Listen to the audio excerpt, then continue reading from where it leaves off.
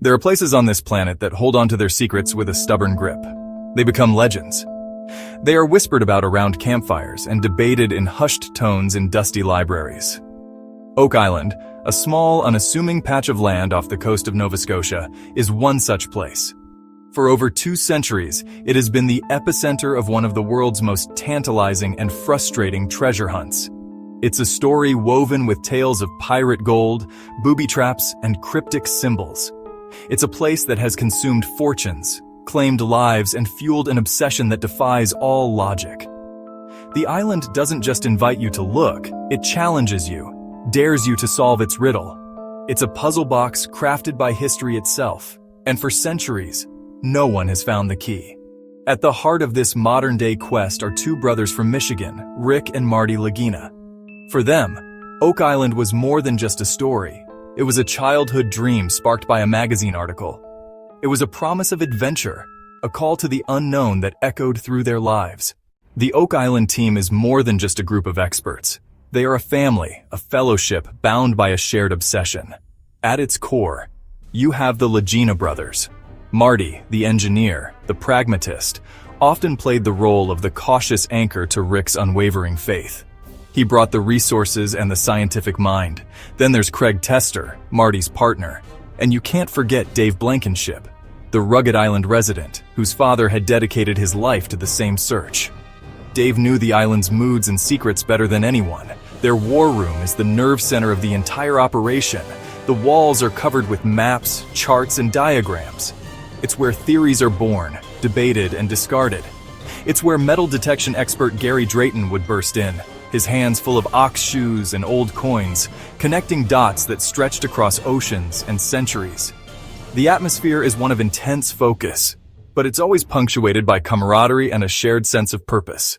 The excavation began with a surgeon's precision. The massive yellow excavator, an instrument of brute force, handled with the delicacy of a scalpel.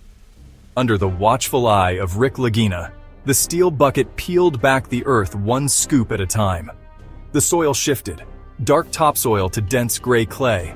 Every scoop, then a sweep of Gary Drayton's metal detector, its high-pitched squeal ringing out. Then, it happened. A dull thud, metal on metal. The excavator engine cut. Silence fell. The team froze. Gary scrambled down the ladder into the pit. He brushed away loose soil with his bare hands. A dark, rusted top emerged from the clay. Not a rock, not debris. Flat, rectangular, banded with corroded iron straps. More was uncovered. Its scale became clear. It was a chest, an iron-bound chest. The chest, caked in clay, lifted into sunlight. A spontaneous cheer erupted. The chest was transported to a secure, well-lit workshop on the island. A modern-day laboratory set up for just such an impossible event. The air was thick with a tension you could cut with a knife. The entire team gathered around, their faces a mixture of awe, impatience, and fear. What if it was empty? What if it was filled with nothing but rocks? A cruel final joke from whoever buried it. The chest itself was a magnificent artifact. It was constructed of dark, heavy wood, now warped and blackened by time, and a massive, intricate lock guarded its secrets. Bringing in a professional locksmith and conservation expert was the next logical step. The temptation to smash the lock with a crowbar was immense, but they resisted. The expert worked with meticulous care. The process was agonizingly slow. Every tiny click of the tumblers echoed like a gunshot in the silent room. The team leaned in closer, holding their breath. Finally, after what felt like an eternity, there was a loud, satisfying clank. The locksmith stepped back, nodding to Rick. He took a deep breath, a breath that carried the weight of 2 centuries of hope, and he lifted the lid. The first thing that hit them was the smell. It was the scent of old, dry wood, and a faint, metallic tang. As the heavy lid creaked open, a hush fell over the room. With the reverence of an archaeologist at a royal tomb, Rick Lagina reached into the chest. His fingers brushed aside the remnants of a rotted canvas cloth, and the full glory of the treasure was revealed. It was like, well, staring into a pirate's dream. The chest was overflowing with gold coins of all shapes and sizes. They were a chaotic jumble, a cascade of gold that spoke of hurried burial and immense wealth. Spanish doubloons, Portuguese escudos, French louis d'or. Gary Drayton let out a low whistle, a sound of pure, unadulterated awe. He picked up a single piece, a Spanish 8 escudo coin, and simply said, "It's real." As they carefully began to remove the top layer of coins, other treasures emerged from the glittering hoard. Emeralds the size of a man's thumb, deep red rubies, and brilliant diamonds. They found heavy gold chains, ornate rings, and a breathtaking necklace that must have belonged to royalty. It was a treasure trove that, honestly, defied imagination, far exceeding even the most optimistic theories. Beneath the jewels, they found artifacts, a leather-bound navigator's logbook, and rolled vellum charts. At the very bottom, an ornate dagger with a jeweled hilt and a small coded diary. The moment the treasure was fully revealed, the raw, unfiltered emotions that had been held in check for so long finally broke through. There were no words, just the powerful, unspoken communication of two brothers.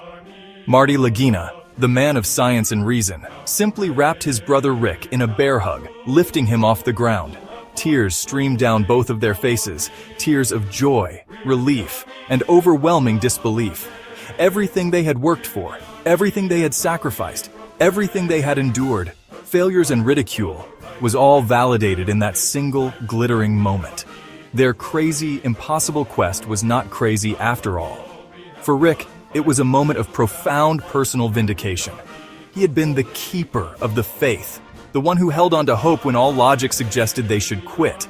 Craig Tester, usually so reserved and analytical, was laughing, clapping his friends on the back. Dave Blankenship stared at the gold with a look of awe, honoring the memory of his father. This discovery was for them too, those who had devoted their lives and did not live to see this day. It was the culmination of a multi-generational quest, a story far bigger than just their own team. The joy was tinged with solemnity, a deep respect for the history they had just become the most important part of. They were standing on the shoulders of giants, and they knew it. Against all odds, they had succeeded where all others had failed.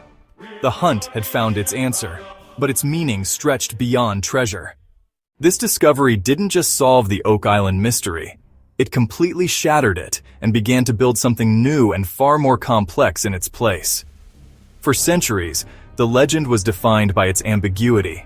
The coins, with their specific dates and origins, provided a clear time frame. The maps, the diary, offered a narrative, a first-hand account of who buried the treasure and why. The diary, once a few key passages were painstakingly translated from French and coded script, suggested a conspiracy far grander than a simple pirate burial.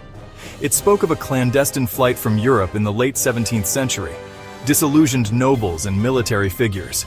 It mentioned protecting assets not for personal greed, but for the funding of a future political upheaval. This wasn't just stolen gold, it was a war chest. Coins from multiple nations and royal jewels hinted at a high-level operation. Military-grade navigators' tools and archival letters with seals all pointed to a highly organized, politically motivated group. The implications were staggering, sending shockwaves through the historical community. Oak Island was not just a hiding place, but a base of operations, protected by engineers and trapmakers. It hinted at a powerful secret society, a government in exile. The legend was being rewritten from folklore into a chapter of world history.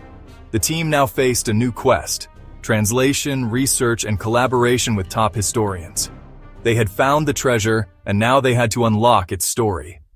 The news of the discovery on Oak Island hit the world like a thunderclap. It was the lead story on every major news network, the front page of every newspaper. For a world often bogged down by grim headlines, it was a story of pure adventure, mystery, and triumph. A fairy tale come to life. Treasure hunting, once seen as a fringe hobby for eccentrics, was suddenly thrust into the mainstream spotlight. The Lagina brothers and their team became overnight global celebrities, symbols of passion and perseverance. They were no longer just treasure hunters. They were the men who had solved the world's greatest treasure mystery, inspiring a new generation to look at their own local legends with fresh eyes. For the global community of treasure hunters, amateur and professional, the find was a massive validation. It sparked a renewed interest in historical mysteries all over the planet. People began dusting off old maps, researching local folklore, and investing in metal detectors. The impact on Nova Scotia was immediate and immense. Oak Island transformed into a world-class tourist destination. The find brought not just fame, but also a significant economic boom to the region. The team, partnering with local officials, planned a museum to house the treasure and tell its story, establishing a foundation to preserve the artifacts for education and research. Their quest, which began as a personal obsession, had evolved into a public trust. The story of Oak Island has always been one of questions. For over 200 years, it was a narrative defined by what was missing, by the void in the ground known as the money pit. But now, the story is one of answers.